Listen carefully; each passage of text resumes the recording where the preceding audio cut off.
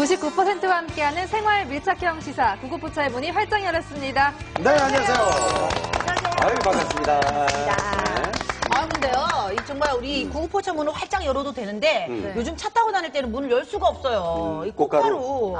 왜 이거 씨같이 생긴 하얀 거 있잖아요. 네. 동동동동동 떠다니는데 이뻐 보이는데, 요것들이 콧구멍에 들어오고, 자꾸 눈에 들어오고 이러면 네. 재채기 나오고 눈 아프고. 그래서 창문 열고, 봄을 만끽하고 싶은데 열 수가 없어. 그래서 에어컨을 얼마나 켰는지 몰라요. 덥긴 덥고. 근데 아줌마들 다닐 때 보면은 뭐 마스크 사 그래도 이해가 되는데 네. 요새 그 뭐 복면 다루도 아니고 이렇게 정면 이렇게 해서 뭐 운전하다 보면 그런 분들 보면 깜짝깜짝 놀란다니까 기억도 이렇게. 아니, 그게 여자들은 이제 또 자외선에 또 민감하잖아요. 그러게요. 그러니까 운전할 때는 잡티가 많이 생긴단 말이에요. 네. 그런 걸 이제 보호 차원에서 쓰시는 건데 아마 저도 깜짝 놀래요. 근데 운전이 되냐 이거죠. 이야, 그 신기해요. 여러분. 그러니까 네. 저기 뭐지 이 여자분들 특히나 이제 왼쪽에 이제 이 운전석 타면 여기 맞아요. 이쪽에 기미가 맞아요. 기미 분포도가 더 강해요 이쪽에. 네. 그래서 늘 운전하면서 저는 이렇게 가리면서 하는 편인데 네, 네. 우리 어머니도 그게 위험하니까 말씀하신 것처럼 눈만 내놓고 이렇게 괜찮을 것 같아요. 이거 눈만 내놓는 거? 이상하다잖아요. 놀래 다른 사람들을 물론 위해서요. 자외선 차단도 좋지만 운전할 때는 가장 중요한 게 바로 운전 그 자체이기 때문에 좀 안전운전을 위해서 이슬람 좀 조심해야 돼요. 교도들도 아니고 그러니까 누군 인사를 하면 누군지를 알아야지. 누군지를 몰라. 근데 이제 곧 6월이잖아요, 벌써. 시간 진짜 빨리 가는데 네네. 여름이 다가오면 사실 막 기운도 빠지고 그러면서 건강을 좀 챙기게 되잖아요. 아유, 그렇죠. 그럼요. 근데 저야 뭐 혼자 살고 이러니까 제 몸 건강만 챙기면 되지만 혼자 사는 사람이 더 무서운 거 모르죠? 아, 왜요? 챙기는 사람이 없잖아 아프면. 이게 아플 때 제일 서럽죠, 그게. 그렇지. 근데 저는 그래 저만 잘 챙기면 되는데 네. 이제 뭐 주변에 가족이 아프거나 특히 자녀가 아프면 그렇게 마음이 아프다고 아유, 하더라고요. 그럼요. 아, 맞아요. 사실, 뭐, 가족 중에 뭐 부모님도 있고, 남편도 있고, 그렇겠지만, 아이들 같은 경우는, 애가 뭘 알겠어요. 표현도 못 하잖아. 그렇지. 어디가 아픈지를. 울기만 울지. 네, 그러니까 도대체 답답한 거예요. 네. 그러니까 일단은 들고 업고 어딘가를 뛰어야 될 때, 정말, 대신 내가 아파줬으면 좋겠다라는 마음이 드는 게 이제 그럴 때라니까. 그렇죠. 크루님 씨도 아이가 막 새벽에 갑자기 아프고 이럴 때 우리 애는 태어나자마자 3일 만에 입원했어요, 응급실에. 숨을 안 쉬어서. 애가 갑자기 밤늦게 아프면 네. 뭐 잘라고 그러다가 갑자기 여보 막 빨리 병원 가야 되면 애 업고 이제 막 뛰잖아요, 병원으로. 그러다 보면 뭐 어떤 때는 보면 신발을 짝짝으로 신고 오는 경우도 있더라니까. 나중에 제가 훗날 겪게 될 일이라 생각하면 정말 아찔하고 네. 정말 마음이 철렁한데 그래서 오늘 저희 구급포차에서는요 이 소아 응급실 문제와 그리고 또 우리 지역 전반의 응급의료 환경에 대해서 한번 네. 짚어보려고 하는데요. 그래서 그 얘기 할 줄 알고 예. 제가 오늘 의상을 이렇게 의사처럼. 아니, 여기도 백의 천사처럼 이렇게 네, 입고 저도 박은서처럼 네. 또 박은수 씨는 봐야 돼, 의사처럼 우리 저는 환자처럼 환자복처럼 파란 거 이렇게 입고 왔어요. 환자복. 네. 네, 수술복이에요, 그럼 수술복. 초대 손님 두 분 모셔볼게요. 네. 어서 오세요. 어서 오십시오. 네.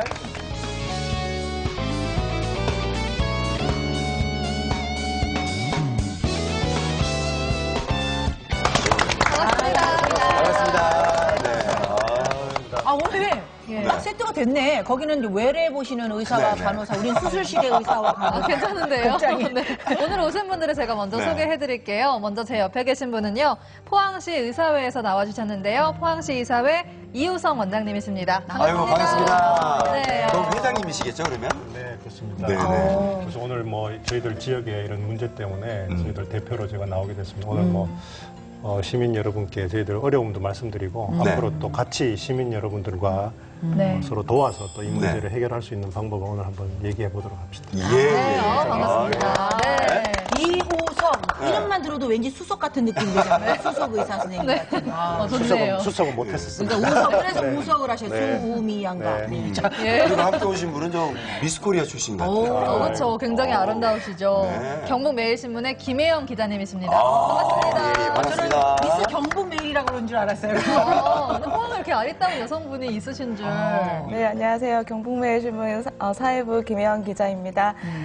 오늘 이렇게 또 지역의 뜨거운 감자라고 할 수 있는 지역 응급 의료와 관련해서 현장에서 뛰어다니는 기자로서 시민들의 입장을 대변하기 위해서 나왔습니다. 잘 부탁드리겠습니다. 네. 네. 눈이 상당히 맑으셔요. 그래서 사회부 기자인데도 아주 맑은 세상만 많이 보시고. 이 눈에서 눈피로이 나지 않아야 될 텐데 걱정이네요. 네. 자꾸 눈 얘기를 하시는데 제가 전공이 안과입니다. 예. 그러시네요. 네네. 네, 우리 지역의 응급 의료 체계 중에 가장 심각한 문제가 바로 소아 응급실 문제인데요. 인구 53만이 우리 포항 도시에 소아 응급 의료센터가 단 한 곳도 없다고 합니다. 게다가 이 영덕과 울진 지역까지 합하면요, 인구 100만 명의 이 소아 응급 의료센터가 딱 한 곳뿐이 없다는 사실인데요. 세상에. 네, 좀 심각하죠. 그래서 오늘 소아 응급실이 없는 도시 그 실태를 먼저 화면으로 짚어보겠습니다.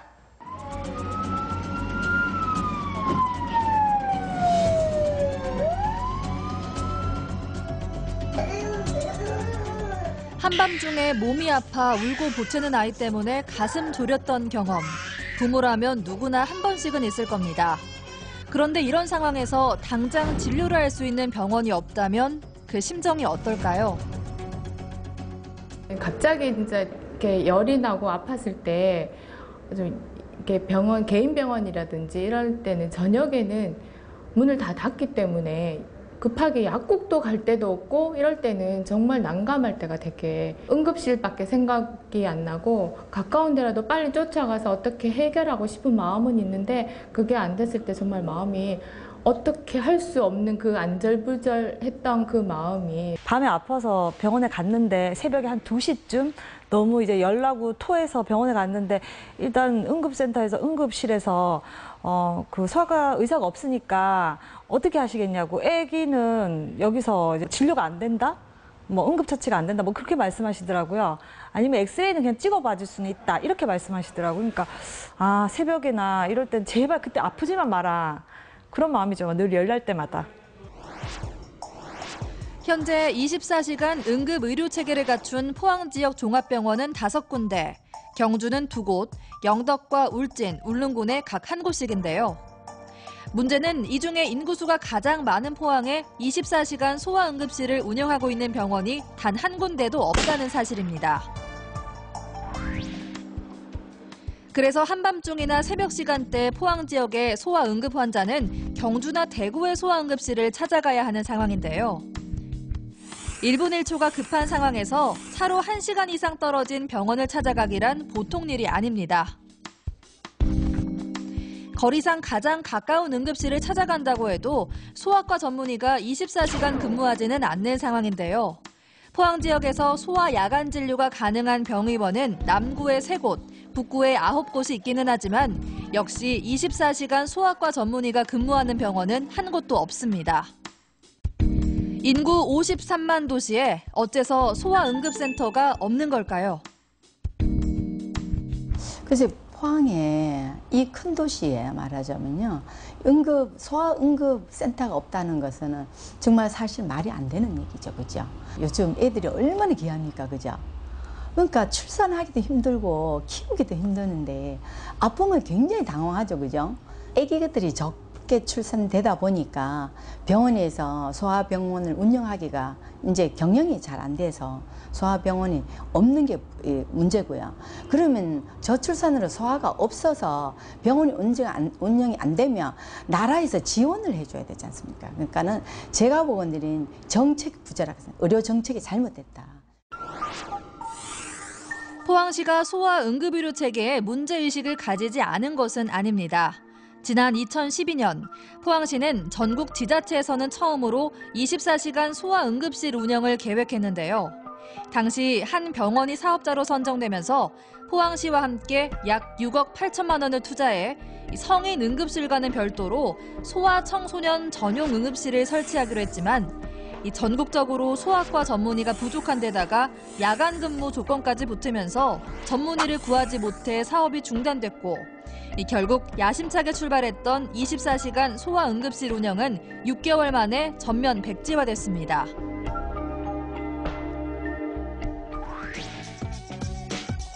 포항시는 그 대신 소아응급 환자 구급차 지원 대책을 내놨는데요. 어떻게 운영되고 있는지 물어봤습니다. 사실 밤에 발생하는 환자를 모두 커버하지 못하다 보니까 이제 마지막 대응책으로 우리 지역에서 못하면 다른 지역으로라도 보내서라도 진료를 받을 수 있도록 좀 도와드리려고 그 후송비를 지원하는 방안입니다. 이제 2013년부터 지금 하고 있고, 그리고 연간 한 70명 정도는 우리 응급의료차를 빌려드려서 진료를 받았습니다. 그리고 올해 들어서도 지금 5월 됐는데 한 20명 정도 후송을 했습니다. 그리고 지난해 이강덕 시장은 포항시장 예비후보 당시 소아과 응급의료센터를 구축하고 아동 야간응급실 운영을 강조했는데요. 지금은 어떤 상황일까요? 소아응급센터는 사실은 없습니다. 이제 그걸 목표로 하고 여러 차례 시도는 했는데 복지부가 공모하는 사업인데요. 기준이 굉장히 까다롭습니다. 소아과 선생님도 있어야 되고 전문의 선생님뿐만 아니고 전문 간호사까지 병상수, 중환자실 이렇게 갖추어야 되는 조건이 많아서 저희는 실제로는 없고.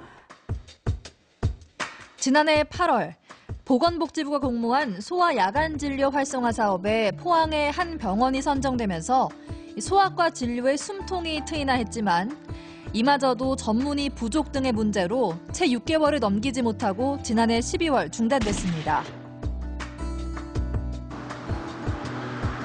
그리고 올해 3월부터는 포항시 우현동의 한 병원이 달빛 어린이병원으로 지정돼 운영되고 있습니다.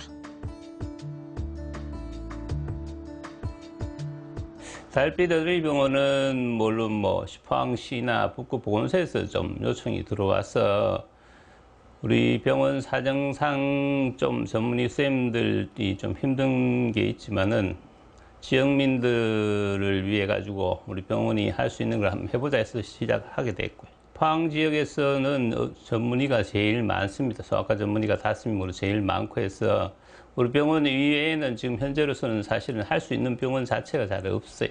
그래서 어쩔 수 없이 우리가 하게 됐습니다.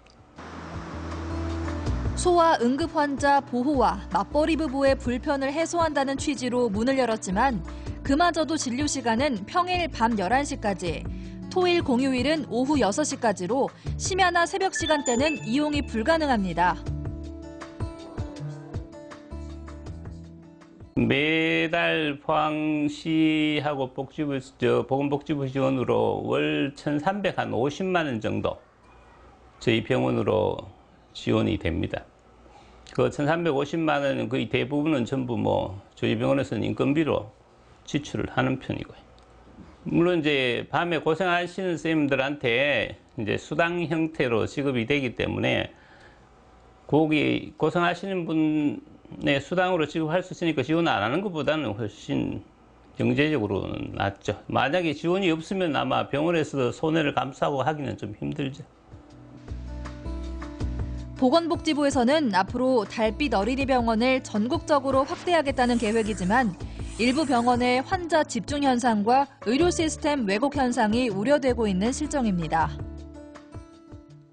근무 시간이 훨씬 늘어나서 소아과 전문의 선생님들이 좀 힘들어하는 부분이 있고, 물론 같이 근무하는 간호사들도 힘들어하는 부분도 있고, 환자가 아무래도 좀 몰리는 경향이 있어요. 야간에 진료를 한다고 생각하면은 낮에 오실 분도 밤에 오는 사람들이 많아요. 이 대부분 직장에 퇴근하고 부부가 같이 오는 경우가 많고 하기 때문에 밤에 환자가 많이 몰리는 경우가 있고, 그거로 인해 가지고 기다리는 시간이 많이 길어져요.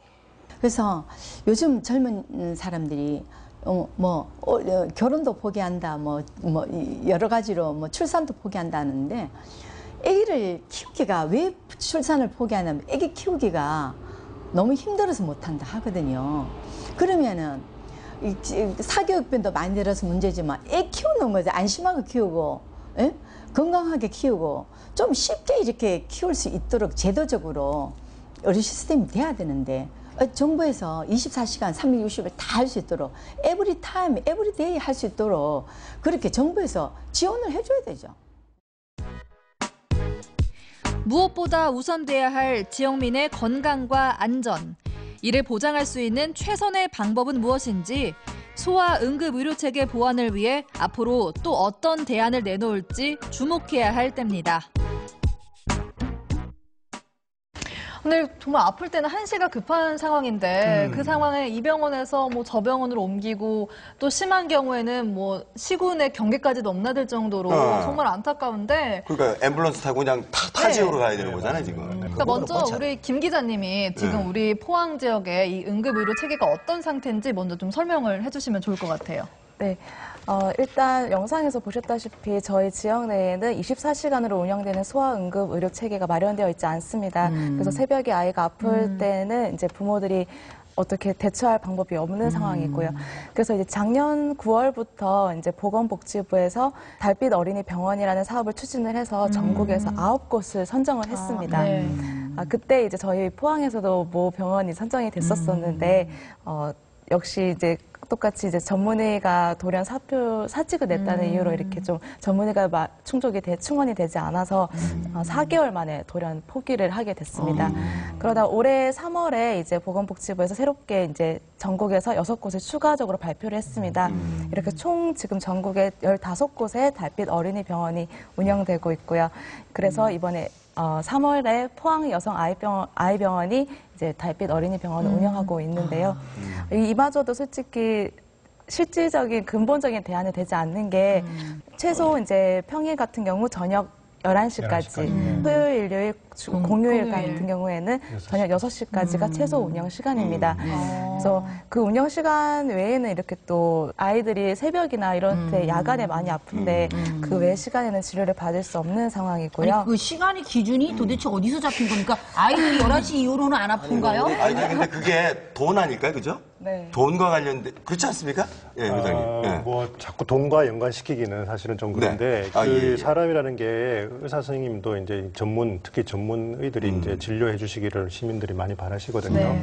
근데 이제 인력 확충이 제일 문제입니다. 그 돈이잖아요. 근데 그렇게 얘기하면 돈이지만, 근데 이제 인력 확충이 제일 문제인데 인력 확충을 하려다 보니까 이게 24시간을 하기 위해서는 한 병원당 지금 저희들 이제 그 통계를 내보면 소아과 전문의가 진료를 할 수 있는 인원이 한 8명 이상은 되어야 되거든요. 왜냐하면 소아응급실만 커버를 할 수 있는 게 아니고 낮에 또 진료를 하셔야 되죠. 그다음에 소아과 응급실만 있는 게 아니고 소아 중환자실도 있고 또 거기에 따르면 신생아실도 있게 됩니다. 그래서 그걸 다 커버하려면 최소한 소아 전문의 선생님이 8분이 계셔야 되는데 포항에는 지금 아까 말씀하신 달빛 어린이병원에는 소아 전문의 선생님이 5분 계시거든요. 아마 지금 이제 5월 달부터 이제 4월 말 5월 달부터 이제 시작을 하셔서 이제 얼마 되지 않으셨는데 아마 곧 피로도가 아마 조금 누적되지 않을까 하는 그런 생각이 좀 우려가 있습니다. 그래서 이게 요즘 이제 보면은 맞벌이 부부들이나 이렇게 많고 그다음에 또 응급 환자에 대한 수요가 많기 때문에 사실은 그런 달빛 어린이 병원이 없을 때는 지역에 보통 응급실에 저녁에 가보면 거의 침대에 소아과 환자들만 다 누워 있는 그런 상황이었거든요. 그래서 정작 정말 또 심하게 중증 환자들이 들어오시면 또 의료 인력이 부족해서 또 그런 환자를 또 놓칠 수가 있고요. 그런 여러 가지 문제가 있었습니다. 그런데 그런 부분들을 사실은 공공의료 부분을 띄고 있지 않습니까? 그럼 지역에 우리 도립병원이 있단 말이에요. 도립병원 같은 공적인 그 기금을 활용해서 도비라든가 시비를 보태더라도 그런 곳에다가 소아응급진료센터를 만드는 것은 어떤가 싶으네요. 맞습니다. 그 2010년도에 이제 우리 대구 지역에 어떤 좀 소아응급 환자의 어떤 사고가 있었습니다. 그것을 계기로 아마 소아응급진료센터가 아마 국가적으로 설립하고자 하는 취지가 돼서 이제 대구에는 이제 모 대학병원이 이제 그게 설치가 돼서 규정상 뭐 소아병상을 10병상 이상 하고 24시간 소아과 전문의가 진료하도록 이제 하고 있습니다. 대도시에는 그렇게 만들어졌지만 지역 저희 같은 경우는 기존에 이제 10여 년 전에 우리 저희 설린병원이 있었습니다. 거기서는 이제 소아과의 어떤 트레이닝, 그러니까 교육 시스템이 돼서 소아과 전문의를 양성할 수 있는 그런 기관이었기 때문에 거기서 저희 이 광역권 내에 권역권 내에 소아 환자를 다 이렇게 진료를 할 수 있었는데 지금 그 병원이 이제 조금 소아 환자가 줄고 여러 가지 이유로 인해서 경영상의 이유로 해서 조금 어려워지고 난 다음에는 지금 그 이후에는 지금 저희 지역에는 소아 응급을, 그러니까 야간 응급을 할 수 있는 그런 상황이 없습니다. 지금 일부 지금 개인 의원들, 뭐 아마 그러니까 소아 환자들, 소아 인구들이 많은 저희 아마 아파트 주변부에는 아마 지금 일부 소아과 선생님들이 밤 10시까지, 8시까지, 그리고 일요일도 1시까지 진료하는 병원이 있습니다. 그래서 그분들도 사실은 정말 누적되고 희생을 저희들이 봉사를 한다고 생각하고 있는데 하고는 있지만 그래도 애들이 또 내가 시간 예고하고 아픈 건 아니지 않습니까? 저도 뭐 물론 키우는 애가 있어서 그 달빛 어린이 병원을 이용했었어요. 최근에. 근데 가보면 정말 아까 영상에서 보신 것처럼 이 환자들 대기 시간이 너무 많고 또 그러니까 또 요즘은 다들 맞벌이 부부니까 또 엄마만 오시는 게 아니고 아빠, 엄마 또 심지어는 할머니까지 같이 오시니까 그 대기실이 완전히 거의 뭐 시장보다 더 복잡한 그런 상황이었어요. 또 그 대기 시간에 대한 불만도 상당히 많더라고요. 달빛 어린이 병원이 이 지역민들의 반응은 어떠하며 지역민들의 반응을 봤을 때는 솔직히 이렇게 지방에서 이렇게 달빛 어린이 병원이 365일 운영이 되다 보니까 반기는 분위기예요. 왜냐하면 이거라도 있는 게 어디냐. 네, 이렇게 부모님들이 아쉽지만 24시간 운영은 아니지만 그래도 이렇게 쉬는 날 없이 매일매일 열리는 병원이 어디냐 이렇게 해서 반기는 분위기이지만 근본적으로는 24시간 운영이 안 된다는 점이 조금 여전히 부모님들의 불만이 많은. 근데 그 소아과 전문의가 전국적으로 좀 부족한 상태입니까, 요즘에?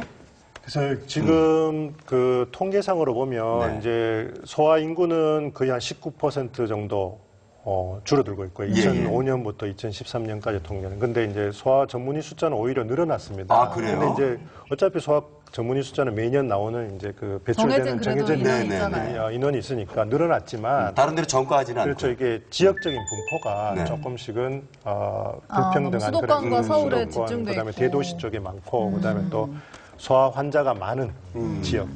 왜냐하면 뭐 요즘 이제 신도시나 아니면 또 이제 그런 쪽으로 많이 조금 이렇게 분포가 조금. 그리고 의사 선생님들도 보면은 이게 이제 포항 같으면 서울서 보면 좀 촌이에요, 촌, 시골. 실질적으로 교육 인프라라든가 이런 것들까지 같이 보면서 자기가 취업을 하기 때문에 의사 선생님도 이제 그런 부분들 때문에 못 온다라고 하는 부분들이 상당히 많더라고 보니까. 그러니까 그거를 뭐 법으로 좀 정해서 포항 출신 소아과 의사는 무조건 포항에서 못 벗어나게 해요. 10년 근무해야 된다 이런 규정을 좀 해야 될 것 같아요. 보완책이 없습니까? 이 문제 때문에 조금 이제 책도 읽어보고 조사를 했었는데 우리나라 인구 분포하고 비슷한 이제 일본이 이제 앞으로 노령화가 자꾸 증가돼서 이제 일본도 비슷한 노령화 인구가 많아졌는데 한국도 지금 보면 노령화 인구가 뭐 6%, 7% 계속 늘어나고 있는 편이라서 일본 같은 경우도 저출산 문제가 많고 그래서 일본에 같은 경우에는 소아 응급 진료를 했을 때 어떤 수가, 진료 수가를 거의 정상적인 진료 시간에 있는 수가의 거의 2배 이상을 국가에서 어떤 정책적으로 지원한다는 그런 프로그램이 있습니다. 근데 우리나라는 지금 한 10% 정도, 5% 정도, 그 정도밖에 이제 가산료가 없는 걸로 알고 있습니다. 그러니까 애들이 투표권이 없어서 그래요. 그런 점이 좀 국가의 어떤 정책적인 좀 아쉬움이 좀 있습니다. 저희들은 뭐 이제 소아 같은 경우 보면은 거의 한 0.8. 어른을 1.0 보면 소아는 0.8로 이게 의료보험수가를 주더라고. 그리고 사실은 결과적으로 뭐 약간 뭐 애들 한 사람 보면 굉장히 어려워요, 사실은. 그렇죠. 애들 진료하는 게. 근데 어른 보면 쉬워. 그건 1이고 여기는 0.8이고 뭔가 좀 문제가 있다 이런 생각이 드는 거예요. 근데 선생님 저 궁금한 게 하나 있는데요. 저는 사실 우리 아이 키울 때 굳이 꼭 그 소아과를 꼭 가야 된다는 생각을 저는 안 했어요. 그러니까 만약에 배가 아프다 그러면 내과를 갔고, 감기 걸린 것 같으면 이비인후과 갔고, 근데 이렇게 소아과를 이렇게 전문의 해서 이렇게까지 구분하는 거는 분명히 아마 우리 왜냐면 또 혹시 모르시는 분 계실까 그런데 그 소아과라는 아이들의 진료는 그렇게 가줘야 되는 게 맞는 건가요? 그렇죠. 제가 뭐 전문 분야는 소아과가 아니지만 환자 진료할 때도 보면 이제 문진이 이제 물어보는 진료가 제일 첫 번째지 않습니까? 근데 소아 환자는 본인의 아픈 증상을 얘기를 못 하잖아요. 그래, 아이들. 정확하게 얘기하기가 힘드니까. 그래서 아마 소아과 선생님, 전문의 선생님의 어떤 세심한 어떤 경험 치료에 대해서 치료가 더 필요하지 않을까 하는 그런 생각이 듭니다. 우리 아들한테 굉장히 미안하네요.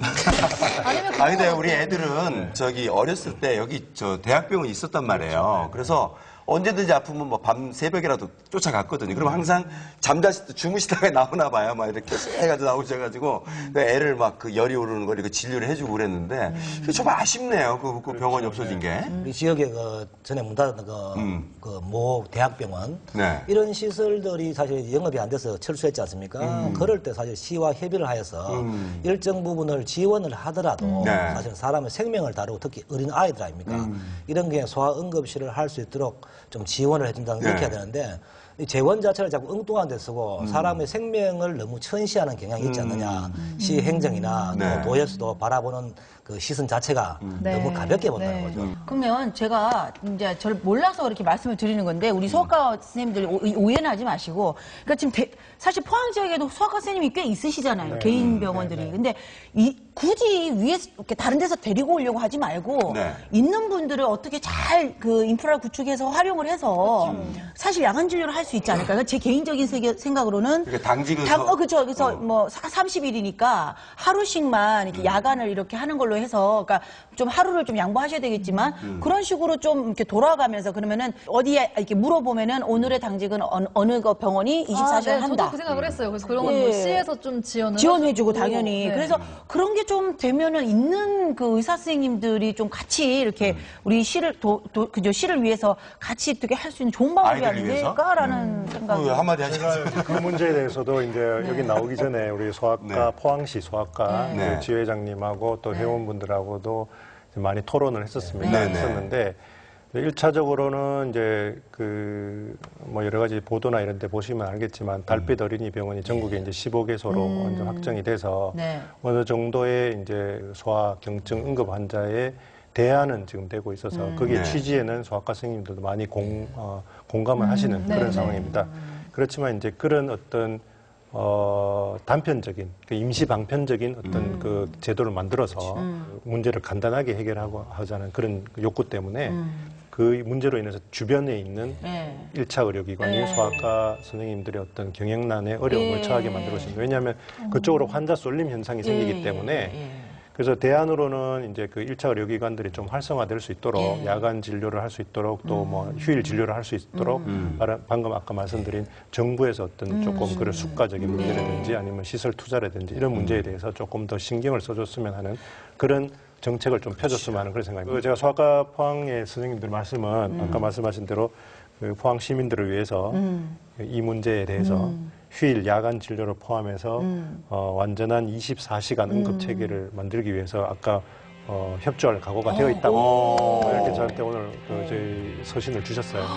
그래서 아마 근데 이게 돈 근데 그거는 당연히 지원. 근데 이제 돈 문제만 아니고 조금 이제 환자 진료라는 게 또 어떤 법적인 문제가 또 따를 수가 있습니다. 그래서 그런 여러 가지 사회 기반적인 법적인 문제라든지 또 뭐 어떤 혹시라도 어떤 의료 사고나 이런 문제가 되면 그런 문제를 이렇게 서로 이렇게 협조할 수 있는 조금 시스템이 갖춰지면 전문의 선생님이 개원의 선생님이 돌아가면서 야간 응급을 한다든지 아니면 어떤 종합병원이 소아응급센터가 정해지면 자원봉사식이나 아니면 어떤 어텐딩 시스템으로 좀 개원 의사가 가는 그런 시스템으로 충분히 협조할 의사가 있다고 야, 그게 확정되면 그 신문에다 대서 표기를 해주세요. 회장님은 이제 이렇게 말씀하시지만 실제로 그 이면에는 보이지 않는 규제들이 굉장히 많습니다. 예를 들면 모든 의료인들은 자기 클리닉 외에 나가서 진료를 하면 안 됩니다. 불법입니다, 그게. 그럼 걸리면 입건대 가야 되고. 그리고 또 예를 들면 나무 진료실에 가갖고 그 뭐 수술을 한다든가 응급처치를 사망을 했다. 그 법적인 책임을 또 다 져야 됩니다. 그래서 그 보이지 않는 리스크들이 크기 때문에 그런 부분들 규제들을 갖다가 이렇게 보건복지부하고 또 행정기관하고 완화할 필요성이 있네요. 논의해서 그걸 규제를 다 풀어주셔야 됩니다. 아무리 생각해봐도 왜 차별화 얘기하잖아요. 뭐 창의성 뭐 차별화 그러는데 그 차별화가 난 여기에 적용돼야 될 것 같아요. 그러니까 소아과 이게 이렇게 문제가 되고 있고 그분들이 지금 어렵잖아. 환자가 없어서. 그런데 이분들이 그럼 우리는 환자 없으니까 안 할랍니다. 이래 버리면 아까 말씀하신 구멍가게 없어지면 어떡하죠? 안 되죠. 그러니까 이분들에게는 저는 뭐 진료수당 이건 잘 모르겠습니다만 어쨌거나 이분들이 기본적인 생활을 할 수 있도록 나라에서 지원을 해주면서 그 자리를 굳건히 지킬 수 있도록 해주는 시스템이 나는 근본적으로 필요하다고 보고. 그러니까 그 어려운 분들을 찾아가서 이렇게 모아요. 모아가지고 그 소아과 큰 병을 하나 그렇지, 그 말 하려고 그래요. 이 지역에 돈 많으신 분이 좀 투자 좀 해줘요. 건물 하나 딱 지어줘. 그래가지고 돈 임대료 안 내도 된다. 그래가지고 이분들 딱 연합을 해가지고 한 10명이서 딱 소아과 해가지고 이렇게 24시간이 만들어지면 전국에 이게 모델이 딱 되면 이게 하나의 또 모델이 돼가지고 쫙 얼마나 좋아. 그게 나을 수도 있겠네. 환상적이죠. 대도시 대구나 이런 데 보면 그 소아 전문병원이 많습니다. 연합 전문병원이 많아서 뭐 10명, 뭐 8명 이렇게 하는 곳이 많은데 사실은 지역에는 사실은 그런 게 조금 아직 없는 게 제 입장에서 좀 안타까워요. 서울 같은 데 보면 서울역 뒤에 보면은 소아 아동 큰 병원. 맞아요. 수십 년 전부터 하는데 굉장히 부럽더라고 사실은요. 우리 어머님들이 돈 한 푼 모아가지고 병원 하나 설립할까요? 또 소아과 의사분들 모아서 또 MOU 체결하고. 네, 연합을. 진짜 안 되면 그렇게라도 해야 되겠어. 근데 일단은 또 그 지역에 있는 소아과 선생님들이 막 그런 대안이 생기면 네. 적극적으로 자원 우리가 해야 될 것 같아. 좀 협조를 해갖고 시민들 위해서 하시겠다 하는 것만 해도 참 굉장히 고마운 일이죠. 그럼요. 네. 이분이 사람 많이 모아요. 네, 그래도 늦은 시간까지 진료를 할 수 있다는 점에서 이 달빛 아동병원이 부모님들에게 굉장히 좋은 반응을 얻고 있고요. 또 이 보건복지부가 보조금 지원 제도를 강조하면서 많은 의료기관의 참여를 당부하고 있습니다. 근데 하지만 이게 정말 근본적인 대안은 될 수 없잖아요. 네. 보다 먼 미래를 내다보는 그런 대안이 필요할 것 같습니다.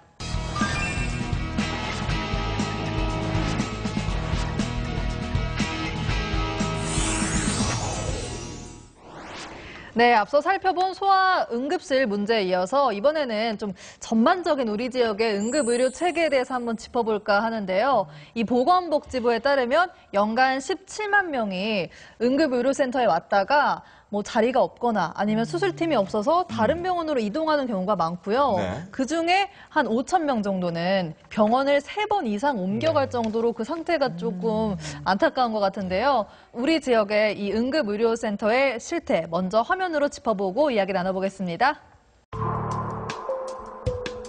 최근 건강보험심사평가원에서는 2014년 의료기관 현황 통계를 내놨습니다.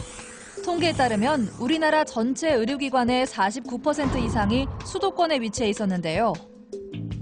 의료기관이 가장 많은 곳은 서울 강남구, 가장 적은 곳은 경북 울릉군으로 그 차이는 276배에 달했습니다. 강남구의 인구수가 울릉도보다 56배 많은 것을 감안하더라도 의료 불균형 현상이 뚜렷하게 나타난 겁니다. 올해 초 영덕군에서 유일하게 응급실을 운영하고 있던 한 병원은 전문 인력 부족과 의료법 규제를 이유로 응급실 폐쇄 논란에 휩싸였습니다. 인구의 30%가 고령 인구인 농어촌 지역임에도 불구하고 이 병원은 한 대의 구급차로 위중한 환자를 타 지역으로 이송해야 하는 위험까지 안고 있었는데요. 다행히 영덕군의 노력으로 올해는 응급실을 유지하기로 했지만 근본적인 대책이 마련돼야 한다는 지적입니다. 우리나라가 그간의 노력으로 응급의료 인프라가 그래도 많이 확충되었는데요. 그렇긴 하지만 이 중증급 환자를 위한 인프라가 아직도 좀 부족한 상황이라고 할 수 있습니다. 이 중증급 환자는 골든타임이 짧아서 지역 거점 병원이 필요하고 24시간 이제 언제든지 불시에 발생할 수가 있기 때문에 이 환자들을 언제든지 수용할 수 있는 중환자실 예비병상과 수술팀이 좀 필요한 상황입니다. 그래서 연간 한 17만 명 정도의 중증급 환자가 처음 간 병원에서 치료를 받아서 다른 병원으로 이송이 되게 되고 그 중에서 한 5천 명 정도는 3개 이상의 병원을 좀 전전하고 있는 상황입니다. 지역별 의료체계 불균형은 응급의료 환경에서 더 극명하게 드러나는데요. 무엇보다 골든타임 사수가 중요한 급성 심근경색증의 경우 서울이나 광역시에 사는 사람이 거주 지역을 벗어나서 치료를 받는 경우는 10%에도 미치지 못하는 반면 가장 넓은 지방자치 단위인 도에서 광역권의 병원으로 이동한 환자 비율은 23%로 2배 정도 높았는데요. 특히 경북 지역의 경우 그 비율이 평균의 훨씬 웃도는 50%로 나타났습니다. 최근 보건복지부는 이 같은 문제점을 인식하고 번역 응급의료센터를 확대한다는 계획을 내놨습니다.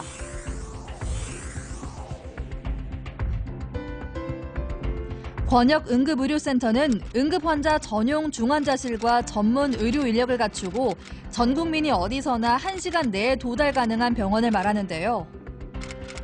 경북권에는 안동 한 곳뿐이던 번역 응급센터를 포항에도 추가해 대구, 경북에 총 4군데로 확대하겠다는 계획입니다. 대구, 경북 지역을 가지고 말씀을 드리자면 현재 대구에 근역응급의료센터가 있고 안동에 근역의료센터가 있는데 여기에다가 포항하고 국립근역을 대해서 4개의 근역으로 개편을 해서 대구, 경북 어디에서나 1시간 안에 근역센터에 충분히 도달할 수 있도록 이렇게 개편하자는 것입니다. 이렇게 근역응급의료센터를 늘리는 것과 동시에 개별 하나하나의 근역응급의료센터가 더 적정한 역할을 수행할 수 있도록 시설, 장비, 인력 기준을 강화하는 작업들도 같이 하고 있습니다. 그래서 응급실 전담 전문의나 전담 간호사를 늘리고 응급중환자실과 심야수술팀도 가동하도록 그렇게 준비를 하고 있습니다. 그리고 이런 작업들을 하는 데 있어서 병원에서 상당한 비용이 발생하기 때문에 그런 부분들은 건강보험에서 응급의료 수가로 보상하는 방안들을 추진하고 있습니다. 보건복지부는 권역응급의료센터 확대로 1시간 내에 권역센터에 도달 가능한 인구가 기존의 92%에서 97%로 높아질 것으로 기대하고 있는데요. 과연 기대에 미치는 결과를 낼 수 있을지는 미지수입니다. 상당히 많은 전문화된 병원들이 포항에 있는 게 사실입니다. 그러면 일반 개원과 그다음 전문병원 또는 확실히 특화된 그 종합병원의 그 특화된 분야가 서로 유기적으로 신뢰하고 서로 환자의 협진 체계만 만들어질 수 있다면 제도적인 권역별 응급의료센터, 제도화된 문제, 제도화된 그런 해결 방법을 뛰어넘는 상당히 유기적이고 효율적인 응급의료 체계를 구축할 수 있지 않을까. 하지만 일부 병원계에서는 취지는 좋지만 현실성이 빠져 있다고 지적합니다. 병원의 적극적인 참여가 관건인데 지역 의료기관들이 섣불리 나서기에는 무리가 있다는 겁니다. 시설에 대한 비용 투자는 둘째치더라도 그렇지 않아도 의료 인력난이 극심한 지방에서 인력을 채용하고 유지하는 게 만만치 않기 때문인데요. 이에 대해 보건복지부에서는 어떤 대안을 제시하고 있을까요? 4월 30일 건정심에서 연간 1천억 원 정도 규모로 응급의료에 추가 투입을 하는 것으로 결정이 났습니다. 그래서 이게 이제 2016년 1월 1일부터 적용될 예정이고요. 저희들이 대략적으로 계산한 바에 따르면 권역센터 한 개 수당 평균적으로 한 20억 원 정도가 추가적인 수익이 발생하는 걸로 판단을 하고 있습니다. 그런데 이 수익이 그냥 발생할 수 있는 건 아니고 대부분이 시설과 인력을 갖추는데 투입될 것으로 보고 있습니다. 많이 욕심내고 의욕을 내는 부분이 광역응급의료센터를 가져오는 게 우리 목적이고 또 그 부분에 대해서 굉장히 노력을 하고 있습니다. 복지부에도 노력을 하고 그리고 우리 시단체 전체적으로 또 힘을 모아서 어쨌든 어느 병원이 되든 조건에 부합하는 병원이 하나가 오면 우리는 지금 우리가 안고 있는 많은 문제들이 거의 완화될 수 있고 우리 시민들이 정말 제대로 된 양질의 의료 서비스를 받을 수 있기 때문에 아직 갈 길이 먼 지역의 응급의료체계. 정책만 믿고 개선을 기다리고 있기에는 여전히 불안합니다. 모두가 평등하게 응급의료 서비스를 보장받는 것, 우리의 당연한 권리입니다.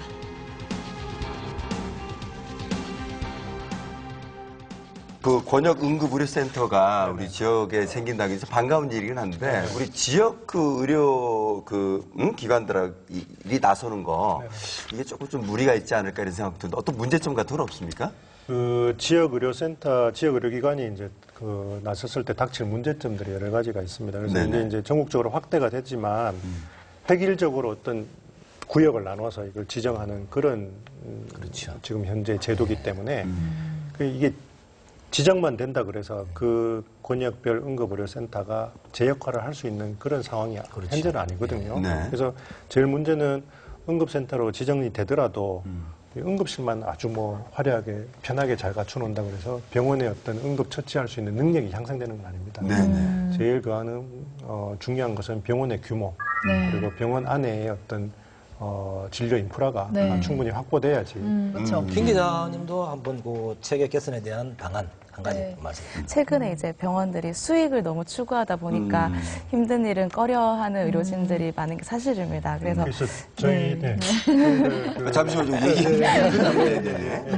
네, 그래서 그런 부분에 대해서도 의료진들도 조금 이제 어떻게 보면은 특권이잖아요. 이렇게 해서 아픈 사람을 치료한다는 것 자체가 주어진 이렇게 능력이고 재능인데 이런 부분을 이제 조금 프로의식을 갖고 이렇게 잘 추진을 하고 더불어서 이제 소방이나 이제 경찰들도 이제 이런 응급의료 관련해서 협력을 잘 해줘야 하는 게 관계자들, 응급실 관계자들이 이제 소방에서 응급 환자를 데리고 오면은 병원에 딱 오는 순간부터 이제 손을 딱 뗀다고 이렇게 말씀을 많이 하시더라고요. 근데 모셔온 환자는 끝까지 책임을 지는 것도 소방의 임무라고 이제 응급실 관계자들은 또 그런 말씀을. 네, 그래도 이 권역 응급의료센터 우리가 이 주제 얘기를 하고 있었는데 네네. 이게 그래도 꼭 필요한 그런 시설이잖아요. 아, 그럼요. 꼭 있어야죠. 네, 응급의료 시스템. 예, 그럼요. 근데 이게 있을 때, 이게 확충이 됐을 때 어떤 효과를 기대할 수 있는지 그게 좀 궁금해요. 그래서 이제 권역별 응급의료센터 지정이 되면 일단 저희 지역에서는 어떤 대도시로의 어떤 중환자의 어떤 쏠림 현상을 조금은 해소를 할 수 있습니다. 그래서 이제 규정이 아마 그 중증 환자를 치료할 수 있는 20병상 이상의 그 중환자실을 확보하게 돼 있거든요. 그래서 확보가 되면 그 어떤 중증 환자의 치료에 상당히 도움이 되겠죠. 그런데 문제는 아까도 말씀드렸다시피 그 중증 환자는 어떤 시설만으로 치료하는 게 아니거든요. 그 안에 이제 전문 인력이라든지 이런 인프라가 같이 따라줘야 되기 때문에 아마 지역의 의료 인력의 어떤 확충에도 상당히 도움이 되리라고 생각합니다. 근데 조금 문제는 이제 이게 법이 개정이 되면서 권역별 의료센터에 의무적으로 환자를 이송하게 돼 있는 그런 체계가 되어 있습니다. 그래서 지역에 조금 특화된 병원들이 있지 않습니까? 무슨 이제 뇌혈관 질환이라든지 아니면 이런 여러 가지 질환으로 되어 있는데 사실은 그런 쏠림 현상으로 해서 어떤 환자의 어떤 진료 시간을 조금 놓칠까봐 하는 그런 조금 우려도 있습니다. 그래서 저희들이 의사회에서 바라기에는 일괄적인 획일적인 응급의료센터, 권역별 응급센터 지정보다는 지역의 특성을 좀 고려해서 중증 질환별로 조금 응급의료센터가 조금 세분화돼서 지정되었으면 하는 환자들을 도움이 되기 위해서 그런 바람입니다. 그래. 저기 권역 응급의료 그 시스템 자체가 이제 확대되는 건 참 좋은 일인데 이게 또 소외 지역들이 또 있지 않습니까? 군이라든지 특히나 뭐 울릉도 거기 뭐 전국 최하의 응급 의료 시스템 평가를 받았다면서요? 네. 그런 부분들을 좀 뭔가 보완할 수 있는 대책이나 이런 게 없을까요? 실질적으로 의료 취약 지역이 전국적으로 곳곳에 숨어 있는 상황인데 그런 부분들에 대한 지원이 좀 많이 부족한 게 사실입니다. 네. 그래서 최근에도 이제 영덕에서도 이제 그런 응급실 폐쇄 관련해서 이제 좀 논란이 됐었었는데요. 네. 그래서 근시안적인 대안으로 이제 보건소와 협력을 해서 이제 문제를 보완해 나가겠다고 했었는데 근본적인 문제는 이제 전국적으로 이렇게 보건복지부에서 뭐 평가 1등, 뭐 최우수 평가 이렇게 규모나 이런 것들을 평가를 해서 줄 세우는 지금 현재 시스템이 운영이 되고 있거든요. 네. 병원과 관련해서. 그래서 이런 부분들이 병원을 단순히 이렇게 규모나 이런 것들을 평가를 해서 줄을 세우는 게 아니라 취약 지역 같은 경우에는 그 특성을 고려해서 어쩔 수 없이 적자와 손해가 발생할 수밖에 없는 구조이기 때문에 정부의 지원이나 이렇게 보건소와 협력을 한다던가 그런 부분에 지원이 좀 더 필요한 것 같습니다. 실질적으로 정말 그 폐쇄됐던 그 진주입니까? 진주의료원 같은 거. 사실은 그 공공성을 강화시킨 의료기관이 흑자를 낸다는 것은 불가능합니다. 그렇죠. 그럴 거면 민간 병원을 하지 뭐하러 그 공공 의료기관을 만듭니까? 그래서 그런 부분들은 적자가 많이 나더라도 그 적정 진료가 되었는가, 또 그 지역 인근에 있는 지역 주민들이나 인근에 있는 주민들이 얼마만큼 의료 혜택을 받았는가, 이걸 평가하는 게 더 중요하다고 생각하는데 오히려 수익성만을 갖고 지금 경영평가를 하니까 모든 그 공공기관, 의료기관들이 거의 뭐 폐쇄되어 있는 그런 분위기가 되는 것 같아요. 그래서 이제 지역 의료원이라서 이제 도립 의료원이죠. 이게 도립 의료원이 문제점이 도의 어떤 재정상이나 아니면 어떤 걸 받기 때문에 지자체의 어떤 재정 자립도가 약한 곳은 사실은 자꾸 적자를 내면 공공성인 사실은 병원은 적자를 많이 내면 많이 낼수록 우리 환자분들한테 득이 되는 겁니다. 혜택이 많이 돌아오는 겁니다. 근데 이 공공성을 가진 의료원들이 어떤 이익을 창출해야 되고 적자 규모를 줄이려면 그 혜택이 환자들한테 줄어드는 편이거든요. 그래서 지자체의 어떤 재정적인 지원도 뭐 힘든 경우는 국가적인 조금 지원이 필요하다고 생각합니다. 국가나 지자체의 열린 마인드로서 그것을 봐야 되지 단순하게 그냥 돈을 얼마 벌었고 얼마가 적자 났다 이런 평가 자체의 방식이 틀렸다는 거예요, 사실. 네, 두 분께 그럼 마지막으로 질문을 드릴게요. 이런 포항에 맞는? 이런 중소도시에 맞는 그런 권역 응급의료체계 정비나 또 지원 방향에 대해서 어떻게 생각하시는지 한번 여쭤볼게요. 그래서 이제 그 권역 응급의료센터를 유치하는데 필요한 비용과 투자는 그렇게 많지 않다고 봅니다. 현재도 지금 포항에 있는 2차 병원들 중에서도 여기 시설 확충을 상당히 많이 했고 여기 투자가 많이 되어 있는 형편이지만 사실은 건물만 있다고 그게 다 유지가 되지 않습니까? 그 안에 돌아가는 시스템이 있어야 되는데 제일 문제가 의료진 확보입니다. 의료진 확보를 할 수 있도록 어떤 지역적이나 아니면 시민들이나 어떤 요구를 좀 많이 해주시고 또 시에서도 조금 저희 그 당시에 소아응급 환자에 대한 투자도 있었듯이 그런 조금 선례를 만들어 주셔서 조금 투자와 지원이 좀 있었으면 하고요. 그다음 문제는 이게 응급센터가 지정이 된다 그래서 계속 그게 지정이 되는 게 아니기 때문에 사실은 지역 간 응급의료센터에 대해서도 조금 경쟁적인 어떤 경쟁 구도를 만들어주는 거기 때문에 포항시 자체의 어떤 응급의료의 질적인 향상에도 조금 도움이 된다고 볼 수 있습니다. 그래서 그렇지만 또 조금 문제는 이제 이 권역별 응급의료센터에 환자 쏠림이 생겨버리면 지금까지 잘 활동하고 있던 지역 응급의료센터가 조금 어떤 경영적인 위축이 또 생기면 좀 안 되기 때문에. 그러니까 119로 그럼 전화하면 바로 그렇죠. 무조건 그 119에서 판단에 중증 환자라고 판단되면 무조건 권역별 응급의료센터로 인송하도록 그렇게 지금 법률상으로 개정이 된 걸로 알고 있습니다. 그래서 지역 응급의료센터가 경영상의 어려움이 안 빠지도록 지역의 어떤 질환변에 대한 조금 특화된 병원을 조금 지정을 해서 거기에 대한 환자의 어떤 편리성을 조금 더 이용하도록 하는 그런 방향으로 조금 나갔으면 하는 저희의 바람입니다. 네. 기자님은요? 권역 응급의료 지정과 연관 지어서 이제 응급의료와 관련해서는 이제 제대로 된 시스템이나 이런 게 구축될 수 있지만 그 이후에 이제 서울이나 대수도권과 연계를 해서 이제 저희 지방에서 할 수 있는 또 다른 의료 체계를 또 구축을 하는 데 있어서 예를 들어서 재활이나 이렇게 수도권에서 할 수 없는 지방에서도 치료받을 수 있는 그런 부분에 초점을 맞춰서 그런 부분에 대한 특화 또 차별화를 두는 게 좀 필요하다고 생각합니다. 그래서 지금 권역별 응급의료센터에 아마 지정을 하기 위해서 지금 경쟁 중입니다. 어느 병원들이? 지금 포항에는 세명기독병원, 그다음에 성모병원, 그다음 경주 동국대학병원이 이제 세 군데가 아마 지금 지정을 받기 위해서 아마 신청을 하신 것 같고요. 그럼 경주하고 포항을 이제 합쳐서 생기는 거예요? 네, 그렇죠. 권역별이기 때문에 포항 지역에 이게 지금 현재로는 포항 지역에 꼭 간다고 지금 지정되어 있는 상황은 아닌 거죠. 그래서 이 세 군데에서 신청을 해서 아마 심사를 하게 될 거예요. 근데 심사를 하게 되는데 중요한 게 이제 그런 인프라 자체가 문제이기 때문에 건물만 있다고 이게 지정이 되는 건 아니거든요. 왜냐하면 이게 뽑는 거는 한 군데를 뽑는 거니까. 그렇죠.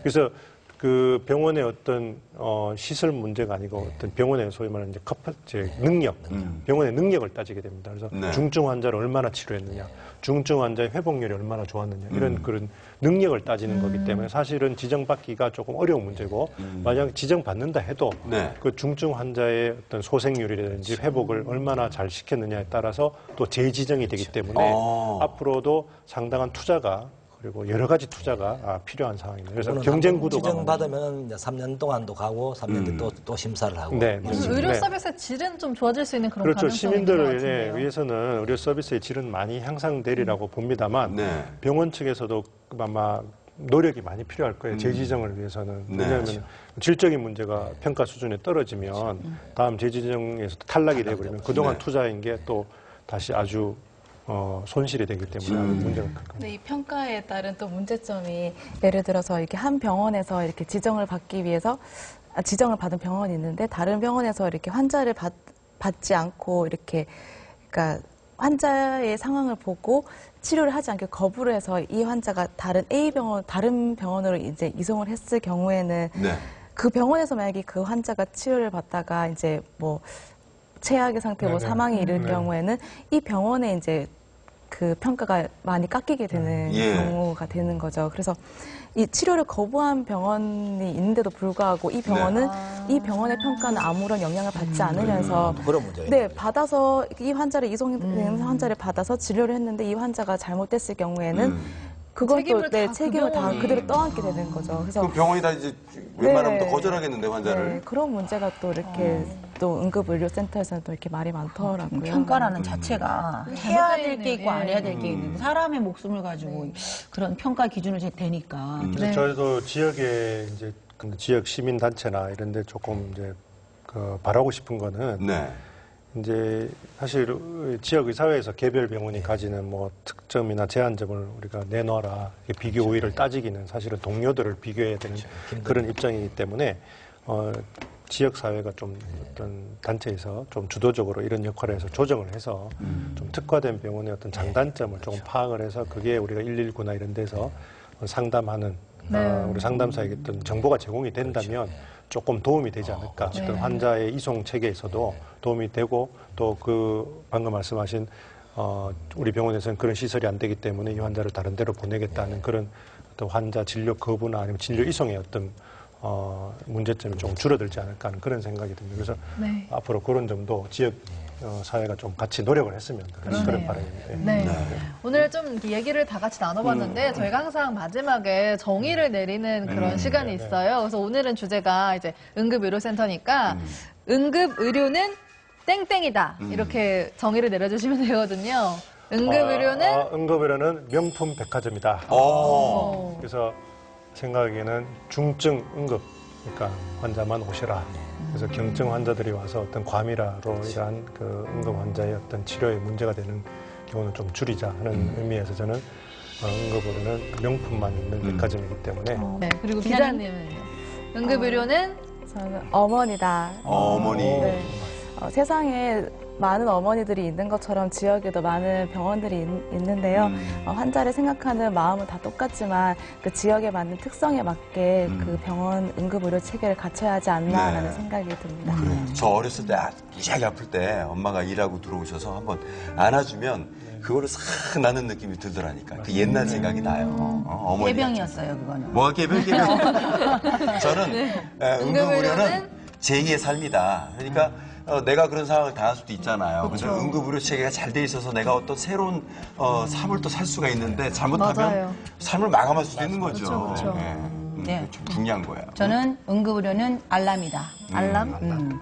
사실 알람 시계가 우리가 정말 필요로 할 때만 이렇게 딱 맞춰놓고 울려줬을 때 우리가 적절하게 깨어나기도 하고 타이밍을 잡잖아요. 그렇죠. 그러니까 응급의료가 정말 그 누군가에게는 그 타이밍, 적절한 타이밍에 그 생명이 왔다 갔다 하는 거기 때문에 정말 알람처럼 울렸을 때 딱 진료를 받을 수 있는 그런 체제가 돼줘야 되지 않을까. 그런 생각이 드네요. 네, 좋네요. 우리 원장님은요? 감사합니다. 감사드립니다. 우리 기독교 신자들은 다 알지만도 예수님만 부활하는 게 아니고 우리가 거기서 생명이 끝나버리면 끝나는 거예요. 그래서 응급진료는 부활이다. 이렇게 얘기하고 싶습니다. 그러네요. 네, 가까운 사람이 아플 때 옆에서 지켜주지 못하고 도움을 줄 수 없다는 게 얼마나 가슴 아픈 일인지 다들 아실 겁니다. 근데 오늘 하지만 이야기를 나눠보니까요. 우리의 이런 정책, 또 이 정책을 만드는 사람들은 과연 우리 국민을 또 우리 지역민을 정말 내 이웃처럼 가족처럼 생각을 하는 게 맞는지 하는 생각이 들고요. 우리 모두의 몸에 딱 꼭 맞는 그런 의료 서비스는 만들기 힘들겠지만 그래도 생명을 위한 그런 골든타임을 지킬 수 있는 그런 응급 의료 체계는 하루빨리 이렇게 마련이 돼야 될 것 같습니다. 네, 오늘 두 분 바쁘신데 나와주셔가지고 정말 감사합니다. 오늘 야간 진료하신 거 맞습니다. 그러니까요. 진료 마치고 오셔가지고 굉장히 힘드실 텐데 그래도 좋은 말씀 감사합니다. 오늘 다 못하신 말씀 있어서 다음에 또 꼭 나오시기 바랍니다. 감사합니다. 고맙습니다. 한잔 하시죠. 자, 그래. 피곤할 한잔 하시고 때는 가셔야지. 술 취한 아저씨처럼 이렇게 한 잔 먹으면 뭔가 이렇게 힘이 불끈불끈.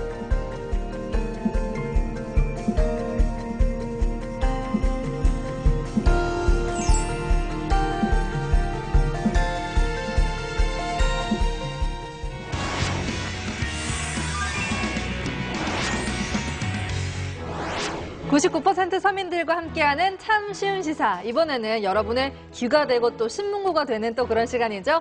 구구택시가 기다리고 있는데요. 제가 항상 궁금했던 게 손님들이 없을 때 그런 조용한 시간에 그 기사님? 네, 기사님하고 어떤 대화 나누세요? 주로 침묵이죠.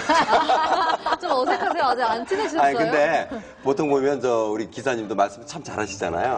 그러니까 뭐 본인이 사업하다 망해가지고 택시한 이야기라든지 뭐 아이들 키운 이야기 제 이제 학교 선배신데 제가 선배니라 해도 늘 존댓말을 저한테 쓰셔요. 근데 저는 5년 선배나 되시는. 관상을 좀 볼 줄 아는데 그 기사님은 그렇게 말을 많이 하시라 그런 분은 아니세요. 그냥 남 얘기 듣고 웃는 정도로 공감을 웃는 그런 웃기만 하는 공감하시는 경청을 잘하시는 명랑 교사님 그 텔레비에서만 만나는데 네. 한번 시간 내서 연락을 주십시오. 제가 대포를 한 잔 대접하겠습니다. 어이구. 바로 연락 오는 거 아니에요? 야, 예. 그리고 보약 줘야 됩니다. 바로 태우세요, 그냥 같이. 네. 네, 구구택시 안에서 펼쳐지는 뼈있는 수다. 지금 구구택시 출발할게요. 네. 구구택시 출발!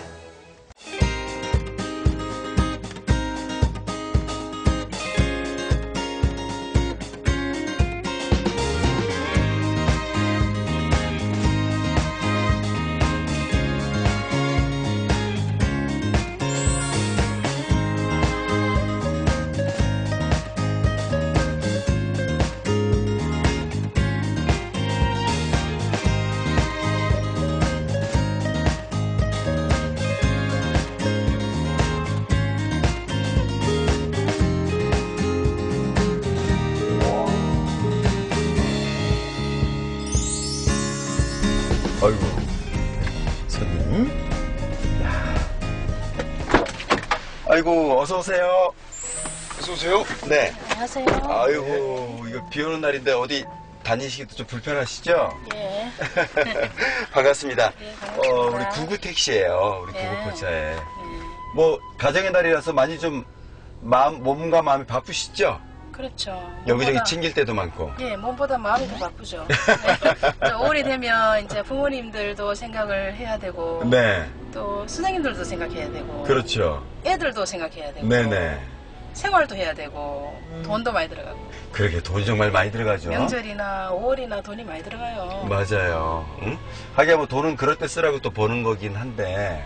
많이 벌려야 말이죠. 근데. 그러게 말해요. 돈 들어갈 때는 많고 또 쓸 돈은 없고. 네. 아무래도 이제 특별히 가정의 달이라고 좀 이제 챙겨드리겠죠? 그렇죠. 뭐 당연히 그래야 되는 거고. 네네. 뭐 주로 뭐 어떻게 챙겨주세요? 저희들은 이제 현금으로. 아.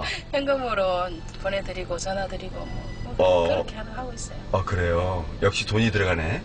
네, 그럼 뭐 어떻게 해서 시댁 식구부터 먼저 챙깁니까? 아니면 친정 어머니부터 챙겨요? 그거는 그날 상황에 따라서.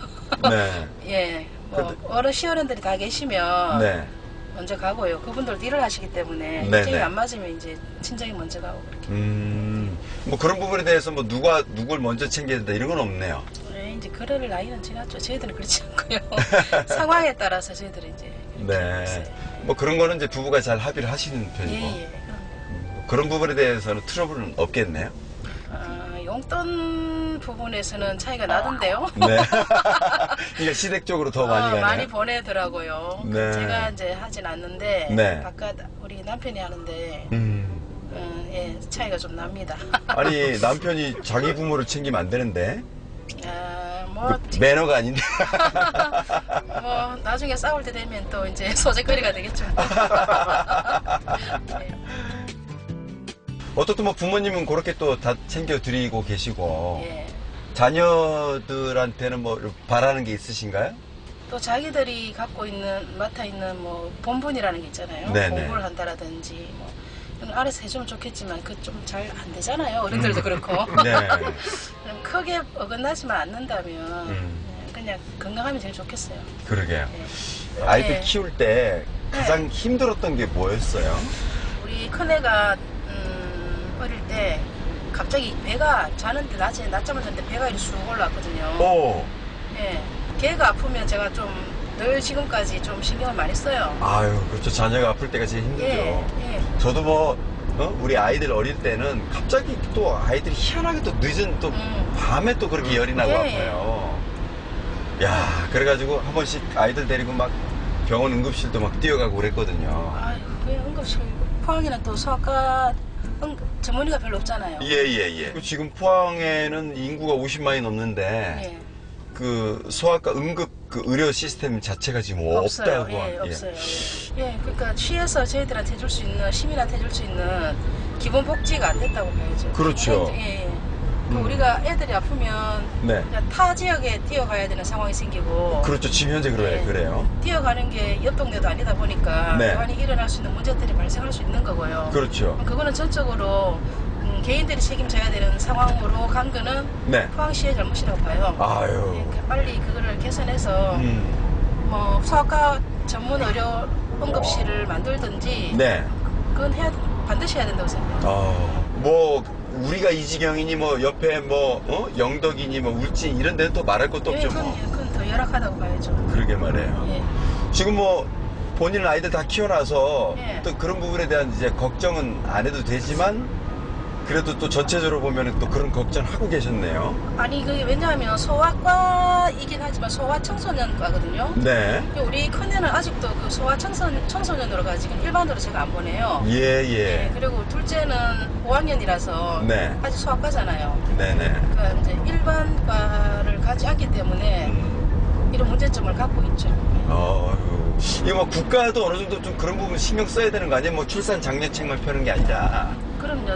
우리가 시라는 곳 업도 아니고 면도 아니고 정말 네. 그 산촌, 그다음에 뭐 벽지 도서 벽지도 아닌데. 네. 50만이 넘는 시라는 곳에 살면서 네. 기본적인 의료 혜택을 받지 못하고 우리 애가 아프면 다른 도시로 달려가야 된다는 이 자체가 네. 시로 보면 또 국가로 보면 직무유기라고 보죠. 예.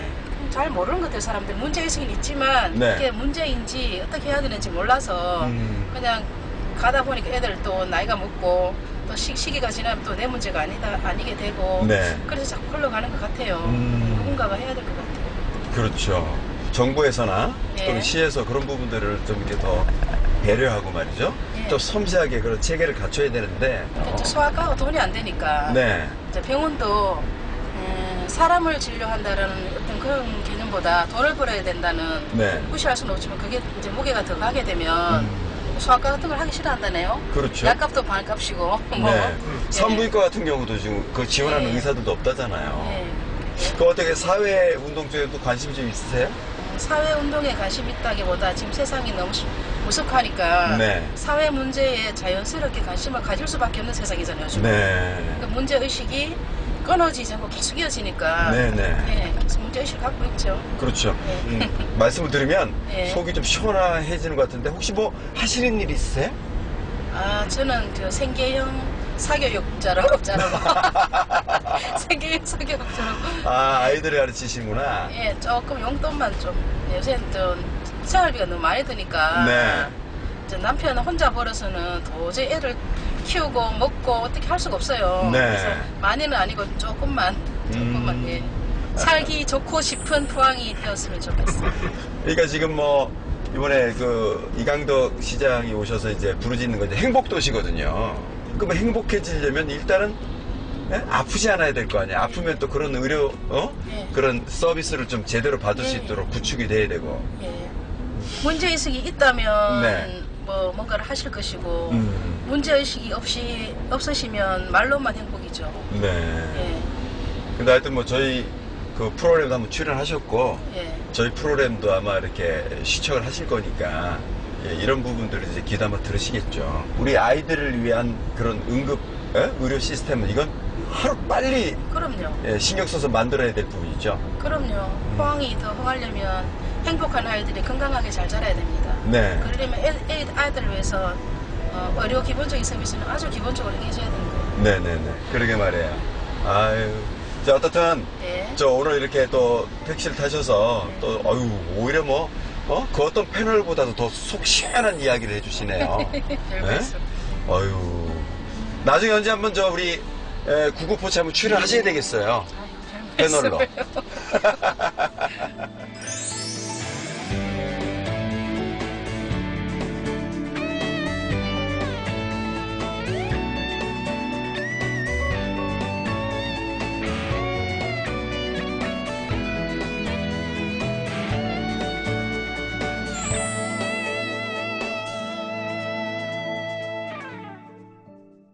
네, 진짜 그렇게 아이를 키워본 어머니라면 정말 이런 상황이 너무 답답할 것 같아요. 네네네. 네, 그렇죠. 그 말씀을 아주 잘하시죠. 혹시 뭐 이렇게 사회운동하시고 그 진짜 뭐 이렇게 제가 봤을 때 무슨 부녀회장 네, 여성 네. 운동가처럼 뭐 이렇게 그런 말씀을 거 잘하세요. NGO 출신인 줄 알았어요. 아니 진짜 우리 조 원장님하고 언제 한번 대화를 논리적인 해보면 딱 말씀하시는 게 네, 아주 딱뭐 공부를 여러 많이 가지 아주 하시거든요. 건설적인 얘기들 많이 나올 그러니까 것 우리 같고. 앞서 이제 얘기했던 네. 것처럼 그 저기 우리 소아과 원장님들하고 아까 그분을 좀 같이 만나게 해가지고 회의를 해서 뭔가 팀이 잘 될 것 힘을 같아요. 합쳐가지고 그쵸? 팀을 좀 하면은 소아과 연합회 그게 하나 생길 것 같은데 그래. 저런 어떤 자기의 생각을 말할 수 있고 표현할 수 있고 좀 그런 어머님들이 네. 우리 주부들이 좀 이렇게 먼저 나서 주시면은 그게 사회가 건강해지는 좀 거죠. 예, 좀 더 네, 유난히 5월에는 뭐 휴일도 많고 참 여러 가지 일들이 많았는데 이제 벌써 6월이잖아요. 네. 근데 보니까 지금부터 추석 때까지 이제 쉬는 날이 없더라고요. 벌써 추석 때가 가고 있네. 네.